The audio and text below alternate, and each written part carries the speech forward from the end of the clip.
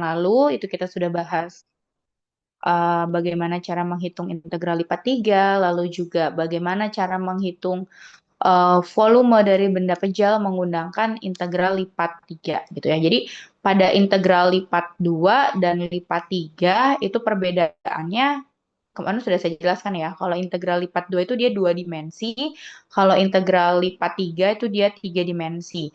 Nah, pada integral lipat 3 itu kita harus mentransformasi koordinatnya, bisa ditransformasi ke dalam koordinat silinder dan juga koordinat bola. Jadi koordinat tabung dan bola gitu, karena dia 3 dimensi gitu ya.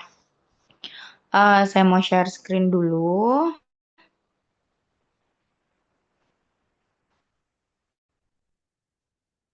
Sudah kelihatan ya screen saya?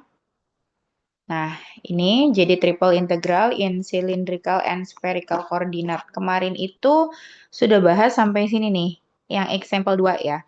Nah, yang belum itu kita tinggal di massa dan pusat massa. Jadi yang ini yang example 1, ini kita belum.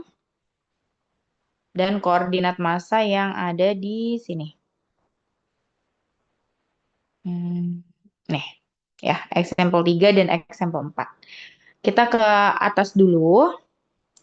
Jadi di sini di sebelah kiri ini kalian bisa lihat ya, di sini ada penjelasan tentang koordinat silinder dan koordinat polar gitu ya. Apa sih perbedaannya dari dua hal itu gitu ya? Di sini bisa kalian lihat. Jadi kalau koordinat kartesius itu kan dia pada ruang dua dimensi ya. Koordinat polarnya kan kita sudah sering sekali bahas ya. X itu berubah menjadi R cos theta dan Y itu sama dengan R sin theta ya. Nah, sedangkan kalau kita bicara pada ruang tiga dimensi, koordinat kartesius itu dia akan berubah menjadi koordinat silinder atau tabung. X-nya tetap sama. X sama dengan R cos theta. Y-nya juga sama. Y sama dengan R sin theta. Tambahannya kan tiga dimensi ya. Dia ada sumbu Z kan kalau di gambarnya. Nah, Z kita tambahkan di sini ada Z-nya. Jadi nanti ada X, ada Y, ada Z gitu kan. Begitu juga dengan DV-nya belakangnya ininya ya.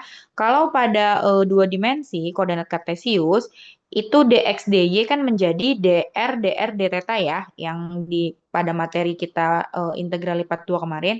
Nah, sekarang kalau pada integral lipat 3 dx dy dz itu menjadi r dz dr d theta.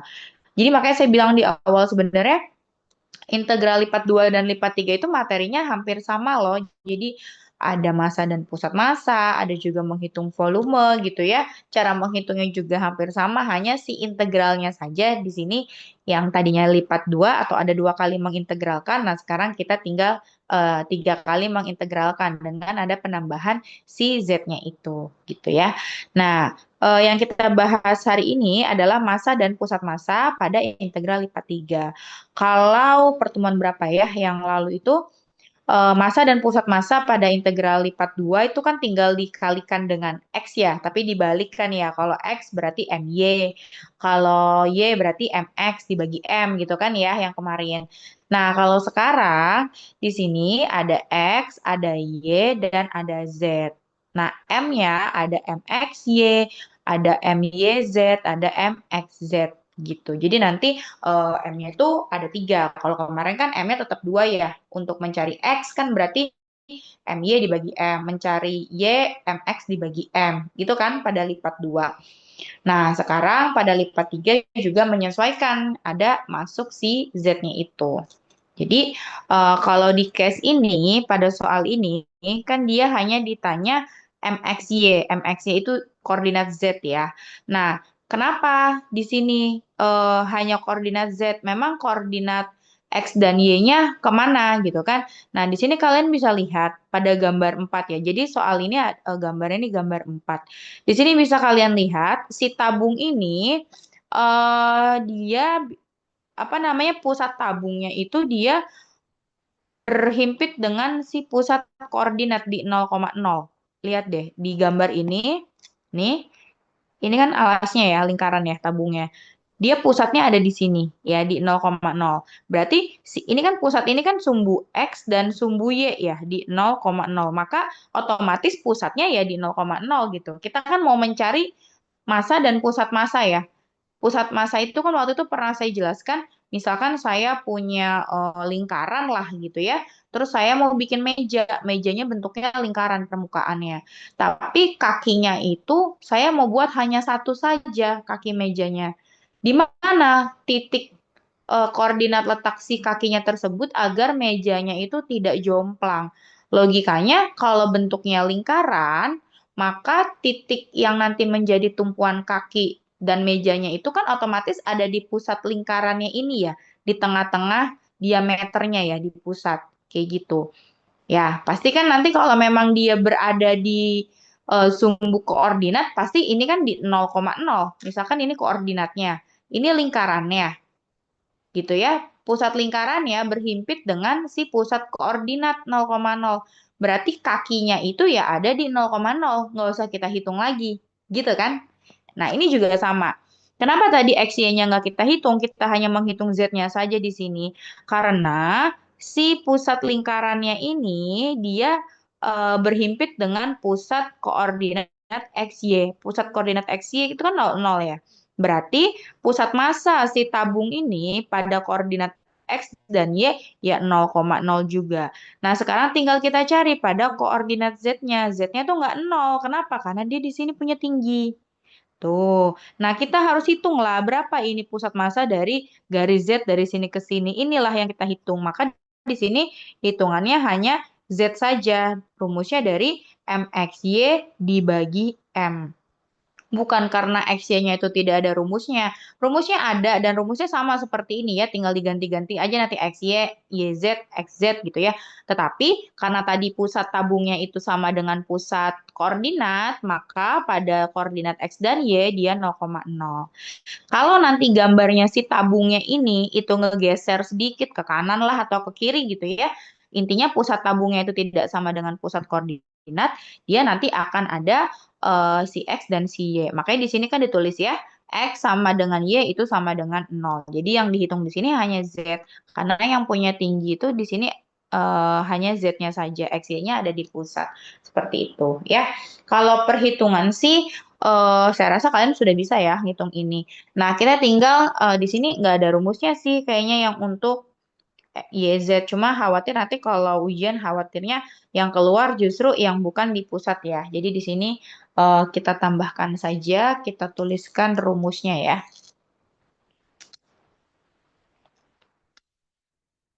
Jadi untuk mencari X-nya itu berarti M yang tidak ada. Kan kita mau nyari X ya, berarti X-nya yang nggak ditulis. Berarti M, Y, Z dibagi M. Kayak kemarin aja kalau mau nyari X kan berarti MY per M gitu kan. Yang saya bilang dibalik gitu ya. Nah, kalau ini kalau mau nyari X berarti M, Y, Z karena kan 3 dimensi. Kalau mau nyari Y berarti Y-nya nggak ada. Berarti M, X, Z per M. Kalau mau nyari Z, ya sama kayak sebelah contoh ya, berarti MXY dibagi M. Nah, ini rumus tambahannya ya, karena di sini kayaknya saya nggak lihat deh di sini, nggak nemu. Gitu ya. Nah, untuk M kecilnya sendiri rumusnya apa? M kecilnya rumusnya sebenarnya hampir mirip mirip dengan yang integral lipat 2. Jadi di sini bisa kalian lihat, untuk M-nya rumusnya yang ini. Ya, jadi M kecilnya itu rumusnya adalah integral lipat 3 dari suatu darah S, C dikali X, Y, Z, dV. Gitu ya. dV-nya seperti biasa, R, dZ, dR, dθ. Nanti tinggal dirubah aja. Nah, ini rumus-rumusnya.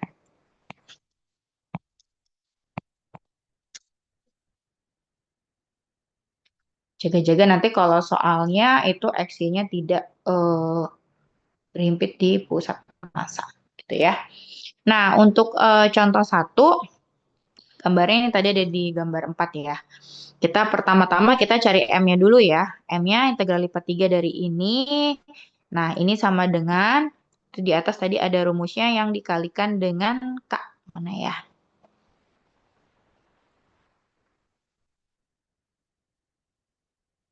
Oh, nggak ada juga di sini ya. Nah, jadi si apa namanya si deltanya ini si ya saya bilangnya ya. Boleh sih boleh delta ya si kerapatannya ini ya. Oh, ada di sini nih.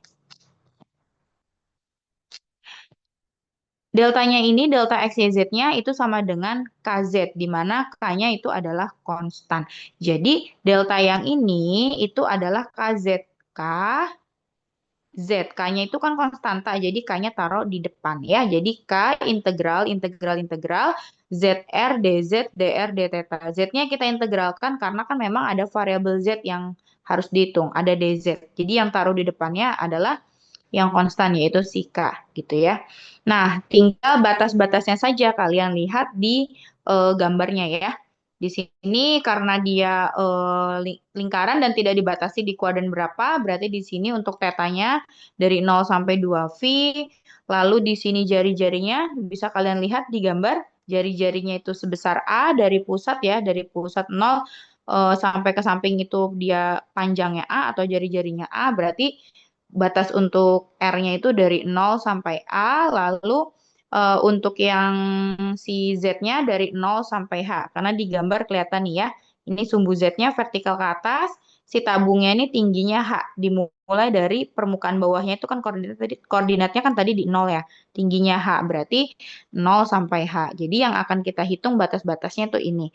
K dikali integral 0 sampai 2V, integral 0 sampai A, integral 0 sampai H dari fungsi Z, R, dz, dr, d theta gitu. Jadi walaupun di sini hanya begini narasinya gitu ya, modalnya hanya dikasih ini aja narasi dan juga gambar. Nah, kita harus bisa menganalisis besaran-besaran dari mulai fungsinya gimana, batasnya gimana, itu bisa kita lihat dari soal gambarnya ini. Jadi tidak selalu soalnya itu cantik gitu ya, soalnya sudah jadi gitu.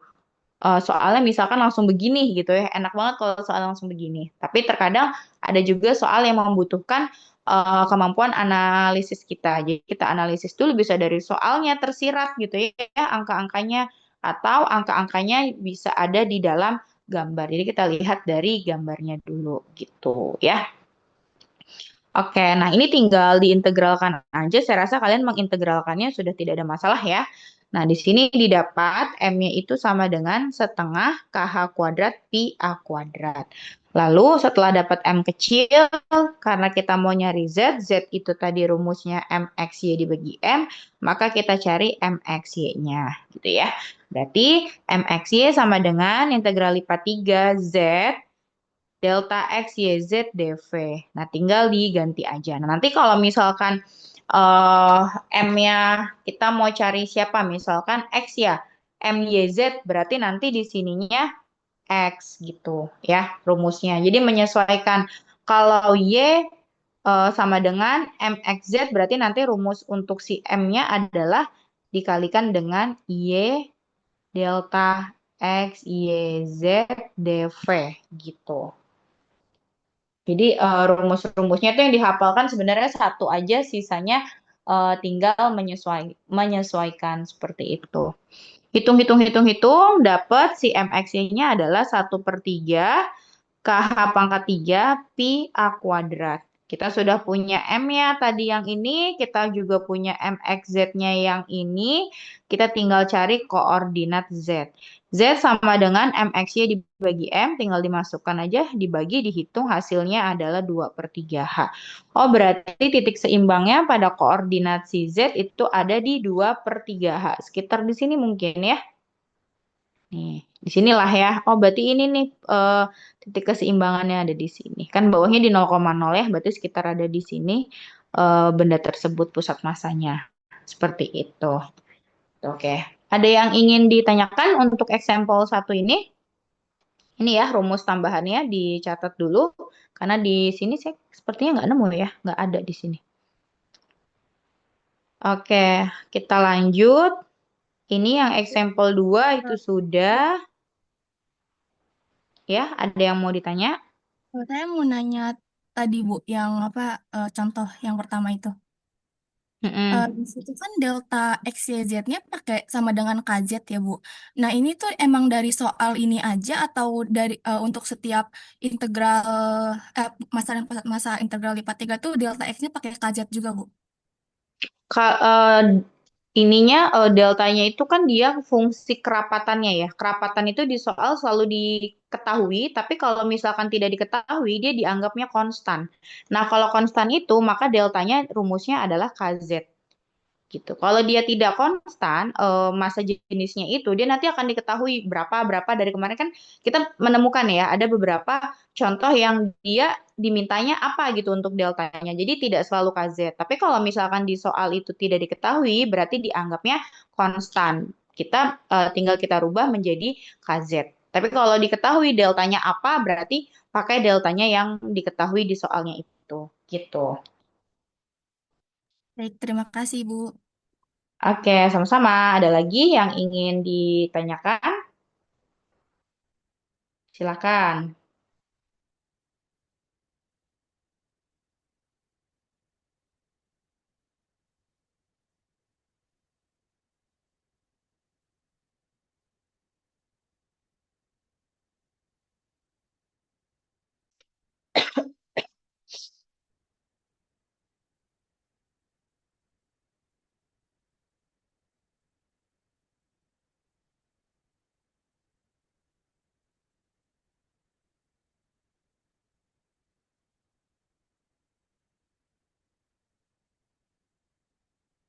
Tidak ada?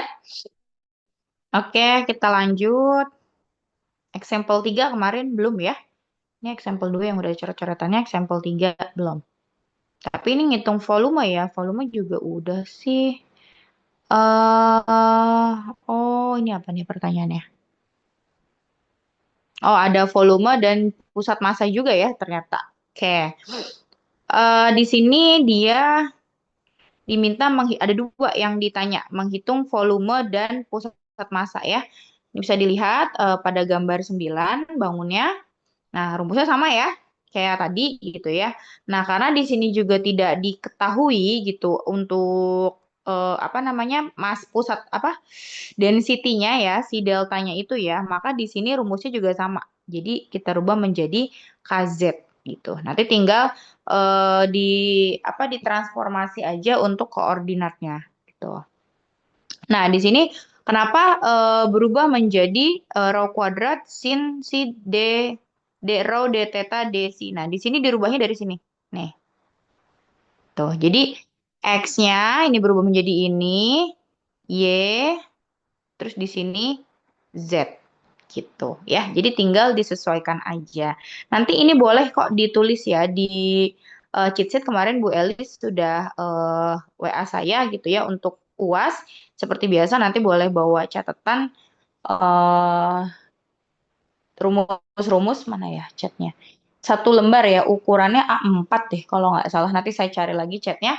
Tetapi tidak boleh contoh soal. Jadi harus rumus-rumus saja. Nah ini kan bisa ditulis nanti ya rumusnya gitu. Tapi sebenarnya kalian andaikan tidak open book juga tinggal disesuaikan saja koordinat-koordinatnya ya. Nih. Tuh, jadi tinggal yang dihafalkan tuh tinggal X, Y, Z-nya. Nanti X-nya kalau dia koordinat polar kan jadinya cos theta gitu ya, R cos. Kalau dia Y-nya berarti R sin gitu ya. Terus kalau dirubah jadi apa menjadi apa gitu. Kayak ini kalau koordinat yang bola seperti ini gitu. Jadi tinggal disesuaikan. Sebenarnya ngapalinnya satu aja kan biar nggak banyak yang lupanya. Nah ini juga sama ya, tinggal dihitung-hitung aja. Jadi sebenarnya tinggal perhitungan aljabarnya aja. Kita langsung ke latihan soal. Kemarin itu tugasnya nomor berapa aja ya? 13, 14 yang Oh ini ya. tugas. Sisanya udah dijawab itu yang di lingkaran itu. 1, 3, 4 kalau nggak salah. Oh, ini udah tugas ya. Padahal belum saya jelasin ya kemarin kenapa saya ngasih tugas yang ini ya. Harusnya yang ini nih, yang volume nggak apa-apa. Tapi kalian bisa, apa mau dibahas? Tapi kayak saya lihat catatannya jawabannya benar semua tuh. Bahas, Coba Bu. ada lagi nggak? Bahas aja. Terus kalian Iya, dapat Bu. dari mana itu? Kalian dapat dari mana? Lihat tutorial Oke, YouTube, Bu, cara nyarinya, Bu. lihat tutorial. Nih, tadi saya baru ngoreksi sebagian doang ya. Coba kita random aja ya. Coba. Jadi yang kalian tulis itu harus bisa kalian tahu pertanggungjawabkan ya. Siapa ya? Hmm, coba saya mau tahu gak bagaimana cara kalian menjelaskan lagi. Di sini ada Indah Siti Nurhaliza. Apakah hadir di sini? Indah? Hadir Ibu. Oke, silakan coba dijelaskan nomor 13-nya ya. Pakai Oke, yang iya Ibu. sudah kamu share ini aja. Jawaban kamu udah lengkap nih di sini, udah bagus. Oke, iya Ibu, baik Ibu. Sebentar ya Ibu. Ya.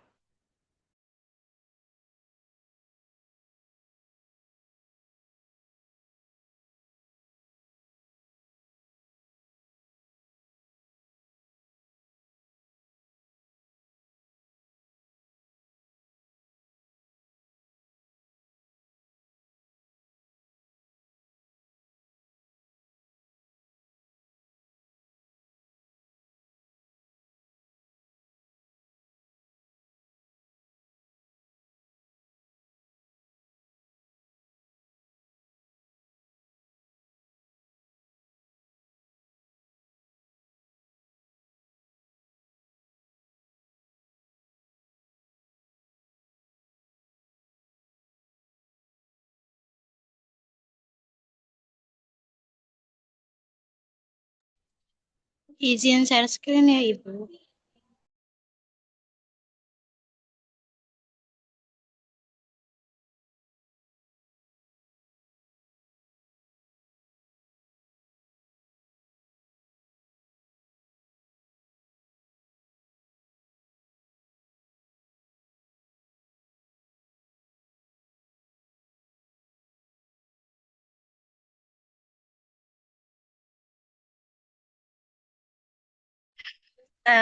Maaf Ibu, sebelumnya izin off cam ya. Apakah ininya sudah terlihat di layar?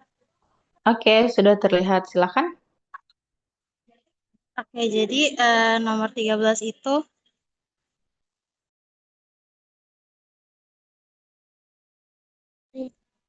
jadi nomor 13 itu disuruh cari pusat masanya em,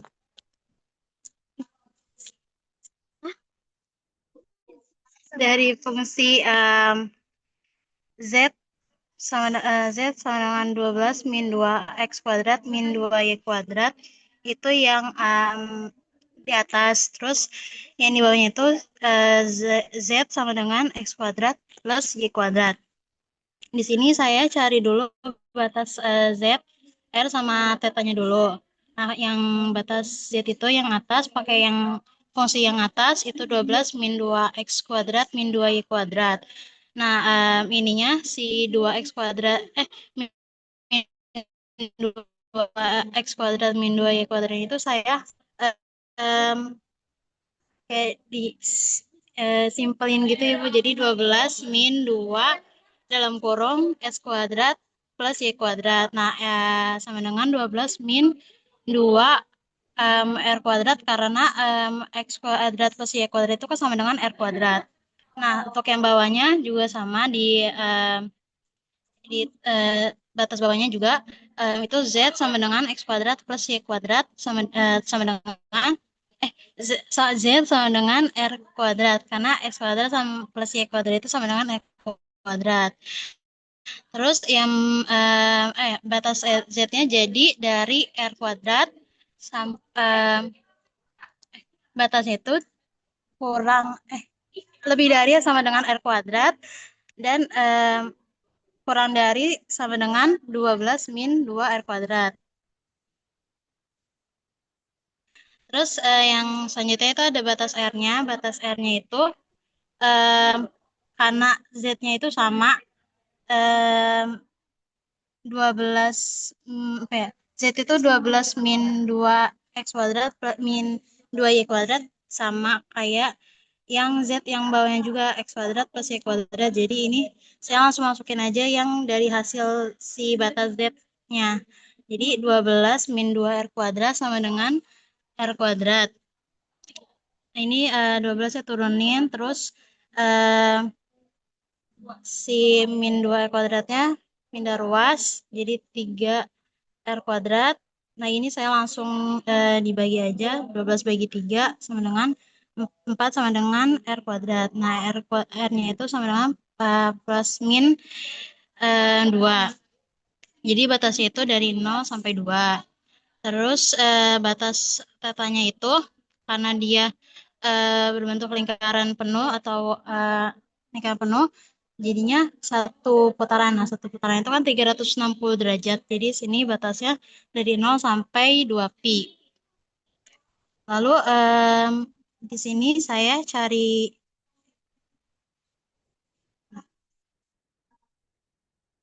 nah di sini saya cari volumenya. Volumenya itu integral integral 0 sampai 2pi, terus integral 0 sampai 2 integral R kuadrat sampai 2 min R kuadrat 2 R kuadrat R dz dr d theta. Ini saya hitung yang terhadap Z-nya dulu.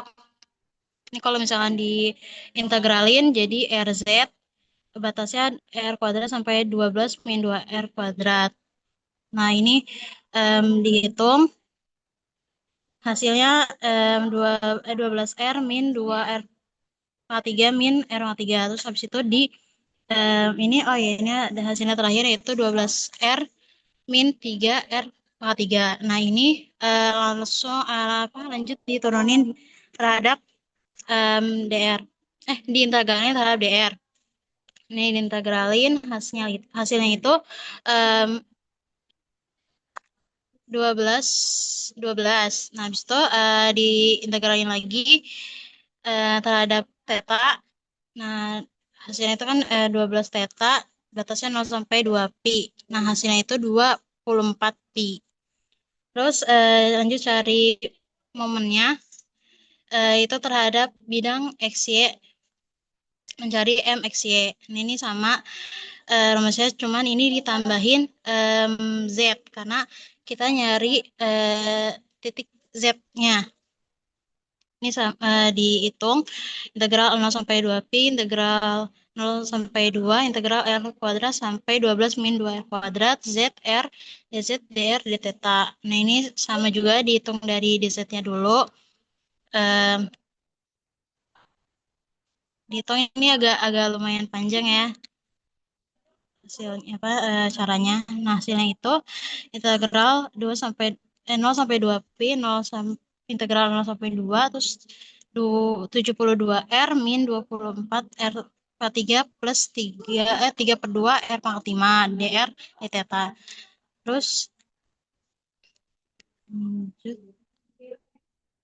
Nah, ini lanjutannya ini saya integralin terhadap tadi integral terhadap si R-nya.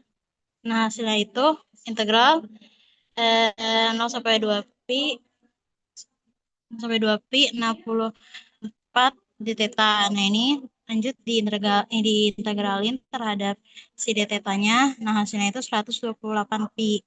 Nah, yang di Z itu kan MXY per volume atau per masanya. Nah, itu 128pi per 24pi. Nah, hasilnya itu pi-nya dicoret.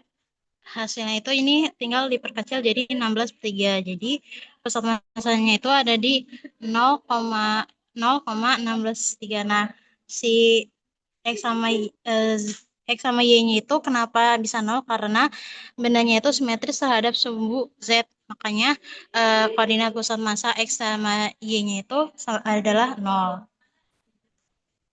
Seperti itu, Ibu. Oke, jawabannya sudah betul ya. Eh, Pertanyaan saya mungkin tidak hanya ke Indah saja ya, ke yang lain juga, karena saya lihat jawabannya hampir sama semua. Kita kan mencari massa dan pusat massa ya, tapi kenapa tadi hitungannya itu ada ke volume? Kenapa? Itu betul, tidak salah ya, betul ya. Tapi saya butuh alasan kenapa harus begitu. Ada yang mau jawab?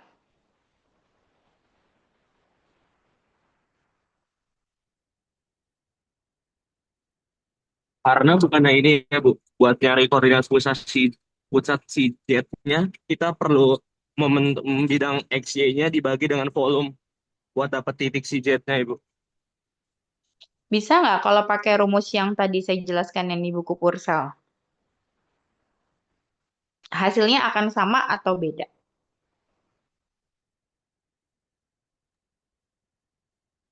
Sama Oh, aja ya Bu kayaknya ya. oh, berarti kalau misalnya pakai yang seperti di Purcell, itu pakai deltanya pakai KZ ya, Bu? Ya, jadi tergantung dari narasi di soalnya gitu ya. Kalau dia bendanya tuh homogen, berarti kan seperti soal ini ya, dia adanya di pusat massa ya. Jadi diasumsikan si massa jenisnya itu sama dengan volume. Masih ingat nggak di pelajaran fisika? Massa jenis itu yang massa dibagi volume.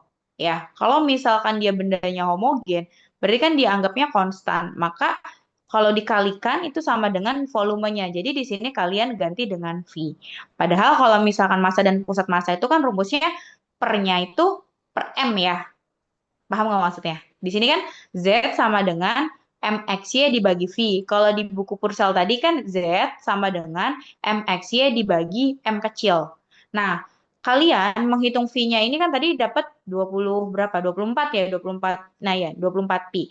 Nah, kalau kalian hitung pakai rumus Purcell, V-nya kalian ganti dengan CM, caranya juga kalian samakan dengan buku Purcell tadi. Hasilnya itu sudah dipastikan dia sama-sama 24 pi juga.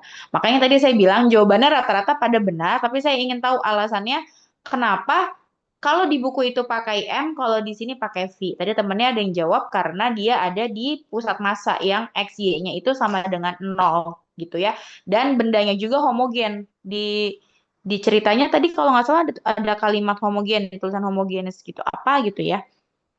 Nah, nih center of mass of the homogeneous solid. Nah, ada tulisan itu. Jadi kalau misalkan dia homogen, kalian boleh M-nya itu diganti menjadi V. Tetapi kalau dia tidak homogen, maka diganti menjadi KZ. Nah, si K-nya itu nanti ada yang konstan, ada yang tidak. Kalau misalkan dia tidak konstan, maka di soal akan diketahui berapa gitu ya. Kalau tadi kan yang di buku Purcell itu kan walaupun pakai KZ, tapi kan K-nya tetap dianggap konstan, makanya dia dikedepankan kan menjadi sebuah konstanta seperti itu. Jadi ada dua cara, ada dua em, apa ya, dua konsep ya. Yang satu pakai massa, yang ini pakai volume, tetapi sebenarnya itu adalah satu hal yang sama gitu. Karena dari narasi kita bisa mengidentifikasi dari narasi soalnya gitu. Sampai sini sudah paham? Sudah paham belum? Jadi di soalnya itu dicek lagi gitu ya. Itunya apa namanya? Dia homogen atau tidak? Dia konstan atau tidak? Kalau dia tidak konstan ataupun tidak homogen, nanti pasti di soal itu dikasih tahu berapa besarannya. Kayak waktu integral lipat 2 kan juga gitu ya. Ada yang dikasih tahu besaran si K-nya itu berapa, bukan K ya. Kalau di integral lipat 2 kemarin pakai apa tuh permisalannya? Apa namanya variabelnya pakai apa saya lupa. Nah, nanti bisa dicek lagi seperti itu. Oke, cukup ya. Baik, terima kasih. Berarti kalian sudah paham ya. Coba kerjakan lagi nomor 14 juga tadi di tugasnya sama ya. Yang beda mana ya? Em, Nomor 12 deh, kalian pada buka nggak buku Purcellnya? Eh, nomor volume, yang volume sama pusat massa nggak ada ya, cuman itu doang.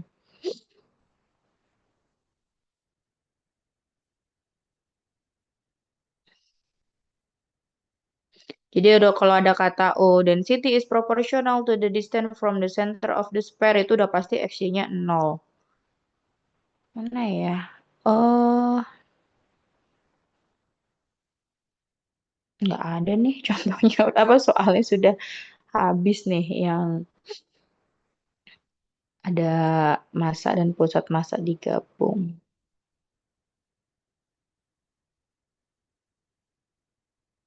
Coba deh nomor 20 ya, dibuka dulu bukunya nomor 20, terus saya share screen aja deh.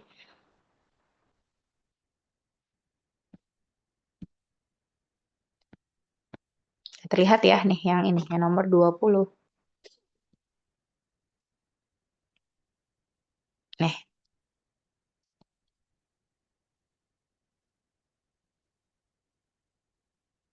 10 menit ya. Silakan ditulis dulu waktunya 10 menit.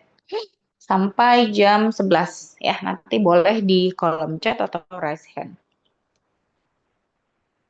Oke, sudah ya? Satu saja nomor 20.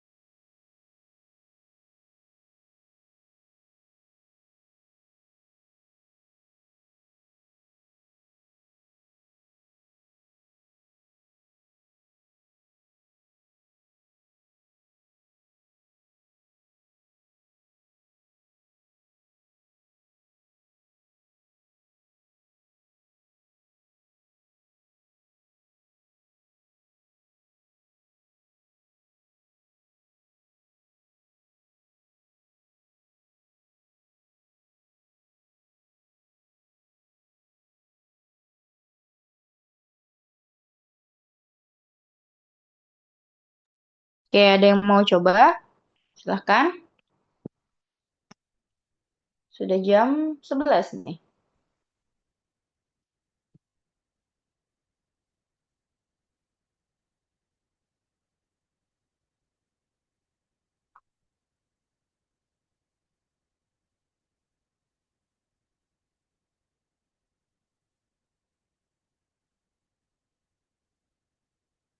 Yo, bingung di mana? Itu kan tadi ada di dalam bola dan di luar kerucut ya, soalnya ya. Nah, saya share screen dulu. Nih,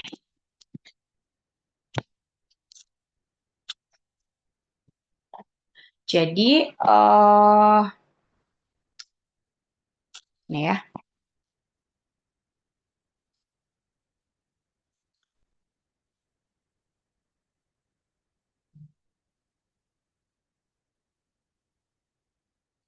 Tadi saya udah ngasih catatan yang ini belum ya? Yang konversi ke koordinat bola sama yang kerucut. Mana tadi ya? Ah, ini. Ini ya, tadi udah saya tunjukin yang ini ya, koordinat bola. Jadi, karena dia ada bola dan kerucut, kita enaknya pakai koordinat bola. Tapi kalau misalkan tidak ada bolanya, kita hanya kerucut saja, kita langsung bisa pakai koordinat tabung. Karena koordinat tabung sama koordinat kerucut itu mirip dan nanti penyelesaiannya hanya satu jalan gitu. Tapi karena di sini ada dua bangun ruang, ada koordinat bola dan juga koordinat kerucut, jadi kita enaknya kita konversi ke dalam koordinat bola ya. Jadi nanti X-nya diganti menjadi rho sin V cos theta, Y-nya itu diganti menjadi rho sin V sin theta, dan Z-nya juga diganti menjadi rho cos theta, rho cos V gitu ya. Nah, nanti di sini dV-nya kan ini nih. Ini delta V ya, tapi kan bisa dituliskan menjadi dV sama dengan rho kuadrat sin pi D.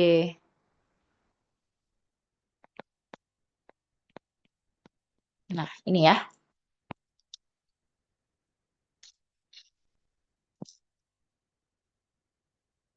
Jadi dikonversi masing-masing. Nah, setelah dikonversi, langkah berikutnya apa? Langkah berikutnya mencari batas ya. Tadi kan kita cari batas dulu. Nah, setelah kita konversi masing-masing X-nya dan Z-nya, langkah kedua kita tentukan batasnya dulu.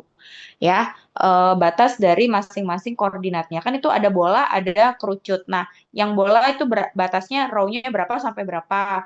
Nah, yang kerucut juga dicari untuk psi-nya dan tetanya itu berapa sampai berapa. Nah, karena tidak ada keterangan diputarnya berapa derajat atau di em, apa namanya kuadran berapa, maka untuk sudut putarnya kita tuliskan dari 0 sampai 2pi, jadi 360 derajat. Berarti batas-batas yang belum itu dari kerucutnya ya, kerucutnya kita belum tahu itu sampai berapa. Nah, itu yang perlu dicari. Jadi koordinat kerucutnya tadi kan X, Z sama dengan mana nih? Jadi saya yang bahas ya. Oke, ini ya kita lembar baru. Nanti dilanjutin ya, dikerjain ya. Ya, saya kasih petunjuknya.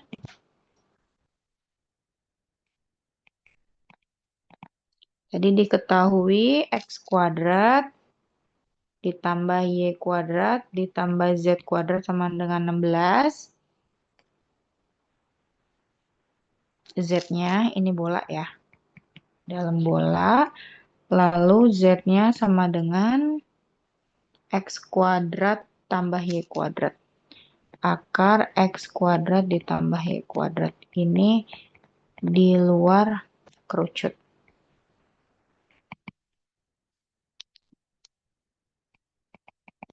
Tadi yang ditanya adalah volume. Nah, langkah pertama tadi kita mengkonversi dari X, Y, Z-nya itu ya ke koordinat bola. Jadi di sini X-nya tadi rumusnya apa? Koordinat bola.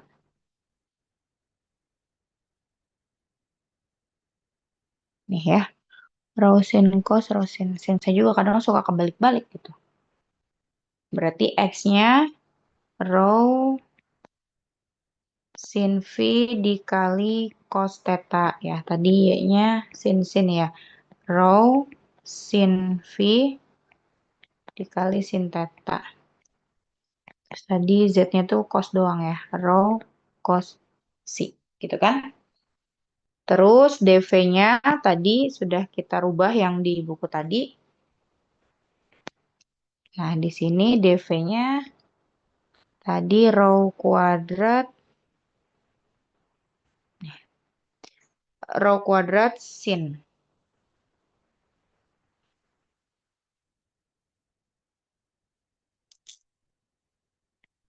Rho kuadrat sin C berarti D rho D C sama D theta.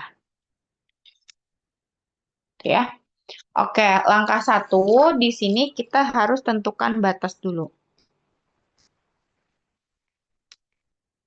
Karena di sini ada 2 bangun ya, ada bola dan juga ada kerucut, berarti kita tentukan kedua bangun tersebut. Untuk yang bola, itu kan persamaannya X kuadrat ditambah Y kuadrat ditambah Z kuadrat sama dengan 16, gitu kan.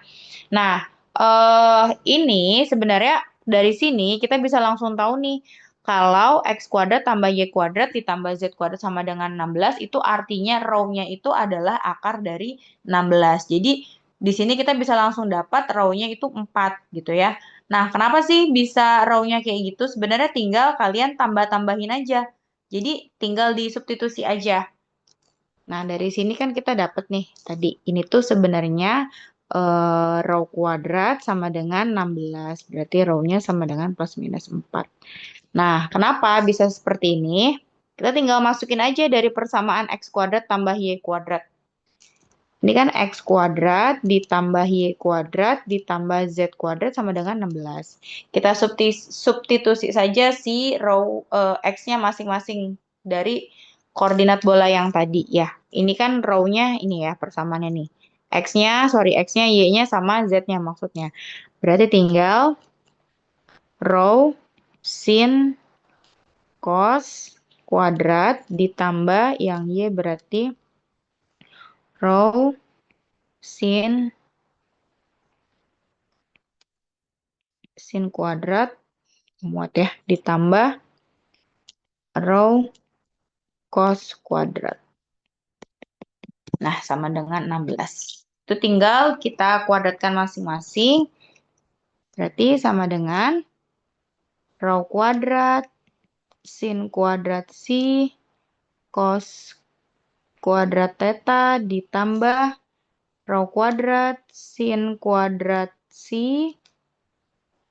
sin kuadrat theta ditambah rho kuadrat cos kuadrat berarti ya cos kuadrat C. Gitu kan sama dengan 16. Ini nggak ada sama dengan ini. Nah, tinggal kita faktorkan. Ini kan masing-masing dia punya row ya. Ini ada row, ini juga ada row, yang ini juga ada row. Jadi row-nya bisa kita keluarkan di sini. Jadi row kuadrat tinggal kita faktorkan aja. Di sini ada cos kuadrat ya. Masing-masing dari 3 penjumlahan itu kita punya cos kuadrat. Ada sin kuadratnya juga. Jadi tinggal kita faktorkan. Berarti yang lebih simpel ini sin kuadrat C cos kuadrat ya. Berarti di sini sin kuadrat V cos kuadrat theta ditambah sin kuadrat C sin kuadrat theta ditambah cos ya. Tinggal cos kuadrat C. Sama dengan 16 gitu. Nah, tinggal kita kelompokkan aja, berarti yang barisan 1 dan barisan 2 ini sama-sama punya sin kuadrat C ya. Jadi yang ini kita faktorkan. Jadi di sini rho kuadrat kita punya sin kuadrat C, terus di dalamnya ada cos kuadrat theta ya sama sin kuadrat theta.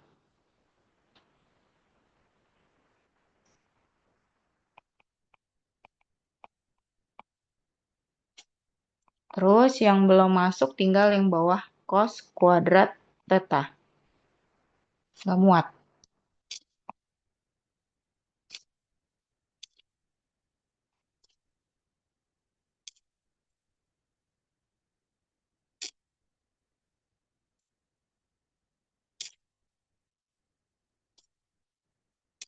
Ditambah cos kuadrat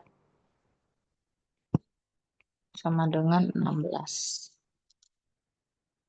Nah, di sini ingat rumus itu ya, identitas ya. Cos kuadrat ditambah sin kuadrat itu sama dengan 1. Berarti di sini nih, ini bisa kita ganti dengan 1.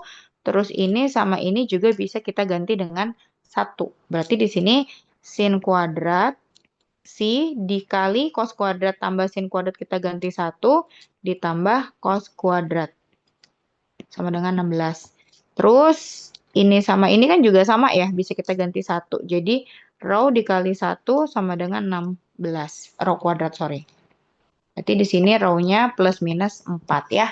Jadi untuk bola itu x kuadrat tambah y kuadrat ditambah z kuadrat itu sebenarnya adalah si rho kuadrat. Jadi 16 itu rho-nya menjadi plus minus 4. Gitu ya. Nah, sudah dapat nih untuk batas bolanya. Lalu berikutnya kita akan mencari batas untuk si kerucut. Karena kan tadi ada bola, ada kerucut ya.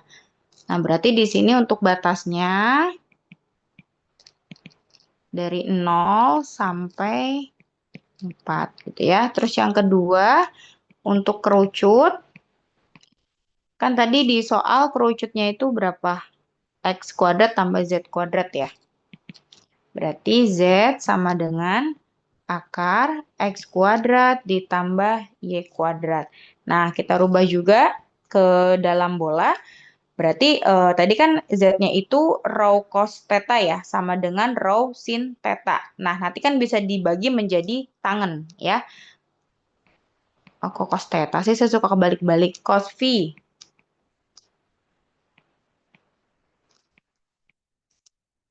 Nah, berarti cos tangan itu sini dibagi cos ya. Berarti di sini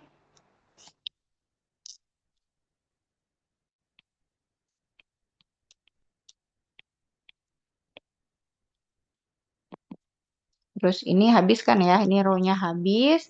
Sini dibagi cos itu menjadi tangan. Tuh kan kebalik lagi, ini tuh V. Nah,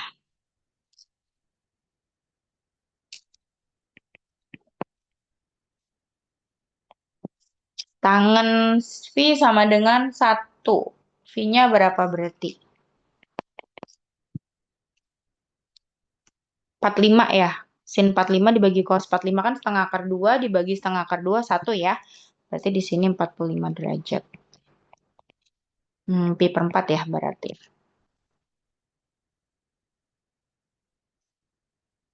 Berarti batasnya,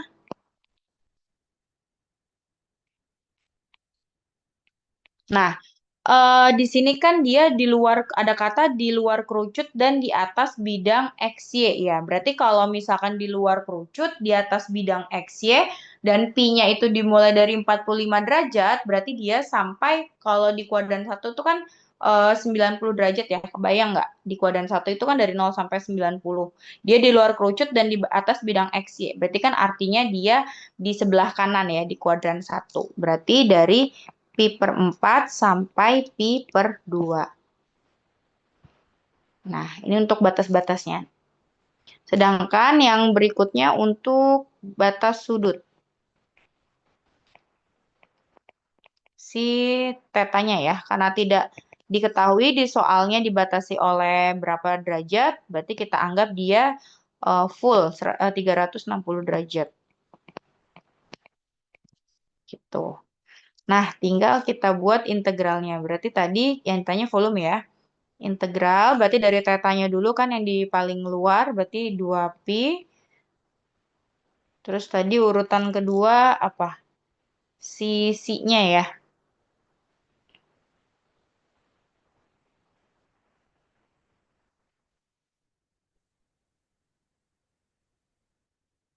Ya, ini. Berarti dari pi per 4 sampai pi per 2, di rumusnya rho kuadrat sin d rho dv d theta. Nah, ini. Itu dikerjakan ya.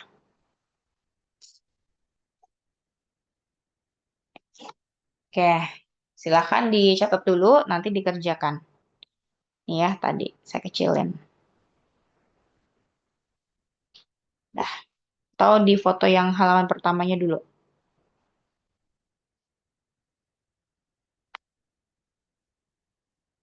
Ini batas yang pertama, di batas yang kedua. Sudah, yang ini batas yang ketiga. Oke, nanti tinggal dilanjutkan saja. Oke, sampai sini ada yang ingin ditanyakan? Silakan. Ibu saya menanya, Bu, Mm-mm. yang di bagian eh row yang kerucut, Bu. Nah, ini dia kenapa kayak sama dengan satu, Bu? Kenapa sama dengan 1? Kita Satu pakai yang perbandingan. eh,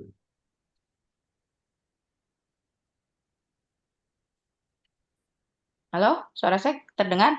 terdengar, Bu? Ya, gimana? Perbandingan yang perbandingan perbandingan apa, Bu? Ini nggak masuk jujur saya. Oh, yang ini kan. Tadi kamu nanya yang ini ya. Iya, Ibu. Ini ya. Iya. Kalau saya misalkan gini, gimana ya, menganalogikannya ya. Misalkan gini,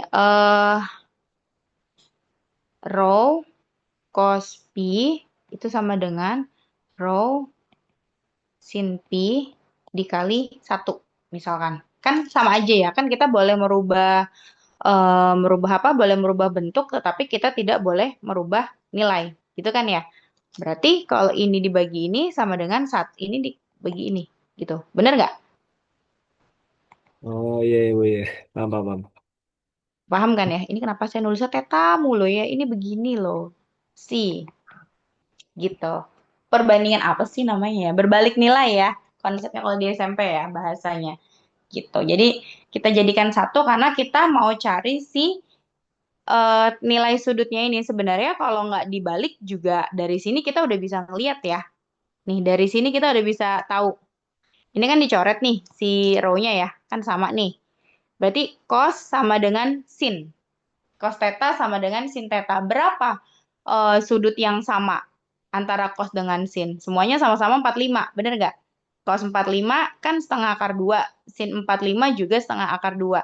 Dari sini juga sebenarnya udah dapet si siapa namanya si tetanya itu atau si pi-nya itu sama dengan 45 derajat gitu. Tapi kan secara matematis kita harus membuktikan secara aljabarnya gitu kan. Jadi kita pakai perbandingan. Tapi kalau udah bisa dari sini juga langsung nggak apa-apa.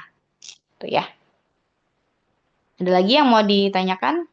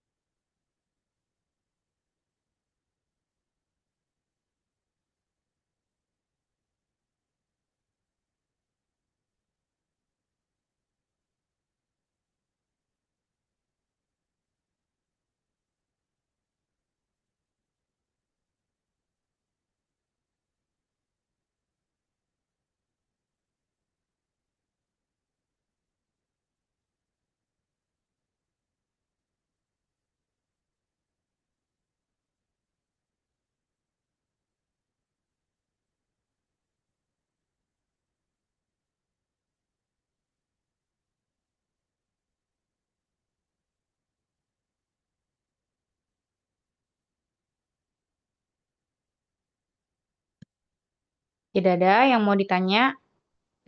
Udah paham semua? Coba saya ganti nanya ya. Ada yang tahu? Kalau tadi saya berharap ada yang nanya ini. Ini kenapa sih bisa berubah jadi ini? Ini kan saya langsung ya tadi. Tapi nggak saya jelasin. Kalau ini kan tadi saya jelasin nih kenapa ini itu sama dengan 16. Berarti row-nya itu sama dengan 4. Penjelasannya kan saya jelaskan di sini ya. Nah, yang kedua untuk yang kerucut ini nggak saya jelaskan langsung nih saya masukkan ke sini. Sebenarnya ini udah rumus umum ya. Jadi kalau kita mengerjakan integral lipat 3 seperti ini akan sering muncul bentuk seperti ini gitu ya. Tetapi kalau yang baru belajar ini mungkin harusnya ada pertanyaan kenapa Z sama dengan akar X kuadrat Y kuadrat kok tiba-tiba berubah menjadi rho cos V sama dengan rho sin V. Ini sejarahnya dari mana? Jadi saya berharap ada yang nanya ini. Ada yang tahu dari mana?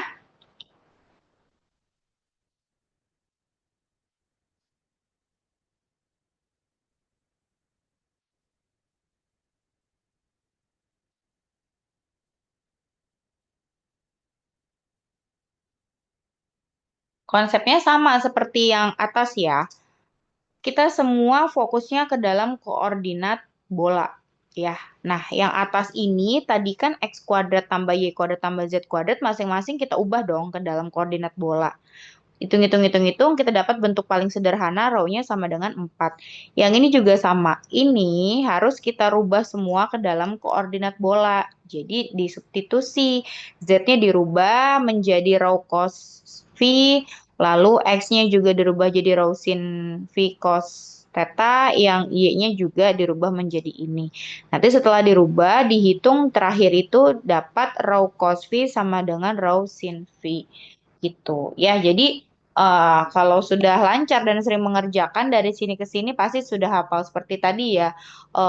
Sin kuadrat tambah cos kuadrat sama dengan 1 itu udah rumus identitas. Tapi sebenarnya ada loh penjabarannya kan kalau di nggak ada mata kuliah trigonometri ya, tapi kayaknya di S1 ada mata kuliah yang dalamnya itu membahas tentang trigonometri. Ada loh penjabarannya kenapa sin kuadrat theta ditambah cos kuadrat theta sama dengan 1. Tidak sesimpel kita hanya menyebutkan ini tuh rumus identitas gitu. Enggak ya, tapi di khusus topik trigonometri itu dibahas detail kenapa dia bisa menjadi 1. Tapi kan karena kita sering pakai, kita sudah familiar, ya udah langsung aja ketemu sin kuadrat ditambah cos kuadrat itu langsung sama dengan 1, nggak ribet gitu ya. Nah, ini juga sama ya. Kalau kita sering mengerjakan, kita sudah familiar, kita pasti tahu oh, Z sama dengan akar X kuadrat ditambah Y kuadrat. Kalau kita konversi ke dalam koordinat bola, itu pasti hasilnya menjadi rho cos V sama dengan rho sin V. Atau langsung saja sudutnya itu sama dengan 45 derajat. Seperti itu. Tapi di sini ada asal muasalnya. Kenapa bisa jadi begini gitu kan? Nggak tiba-tiba langsung berubah tanpa alasan. Nah, alasannya caranya ya tadi, ini kalian ubah nih, Z-nya menjadi ini, terus X-nya menjadi yang ini, Y-nya menjadi ini. Kalian ubah, hitung-hitung aljabarnya, dikelompokkan, difaktorkan, didistributif, dan sebagainya lah. Pokoknya manipulasi aljabar, nanti terakhir akan keluar seperti ini. Gitu. Ya. Oke, ada lagi yang ingin ditanyakan? Silahkan.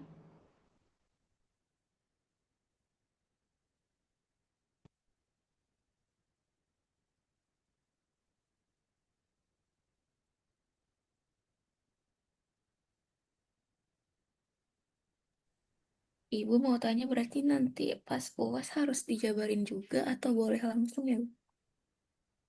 Boleh langsung kan kalian udah tahu di sini ya. Nggak apa-apa, nanti boleh langsung.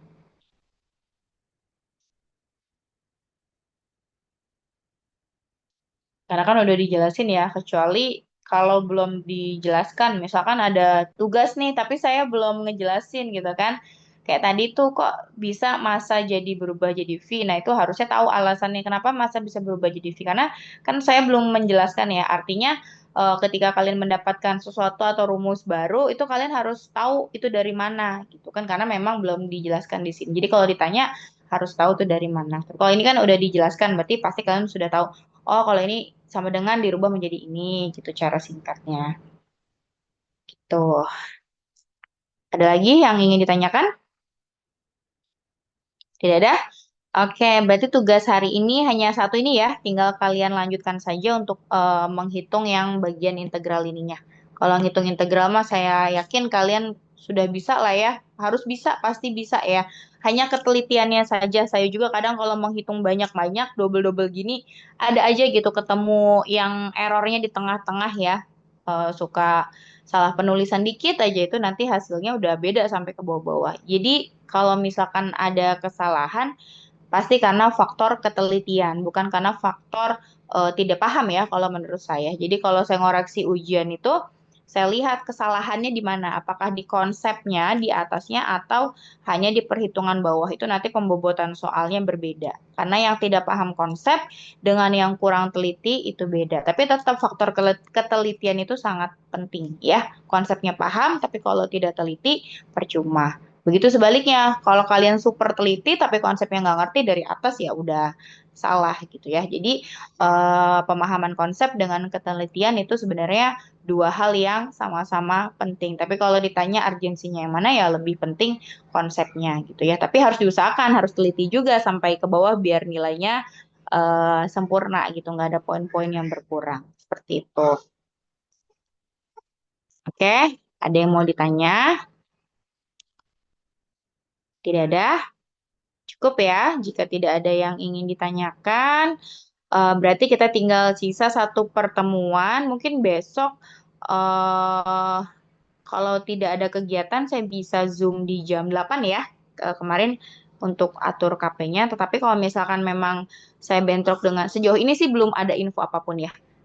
Tapi kalau misalkan ada bentrok, ada kegiatan lain, nanti kita secara asinkronus. Jadi saya berikan latihan soal-soal dari materi pertemuan 9 sampai 15 nanti bisa kalian kerjakan.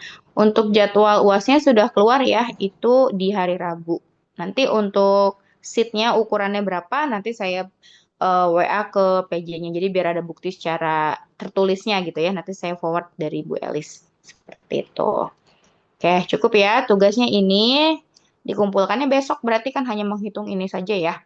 Itu nanti dikumpulkannya besok di Google Drive. Hitung sendiri. Saya ingin melihat keberagaman eh, proses perhitungan kalian ya. Jadi jangan dari satu sumber. Seperti itu. Oke, baik.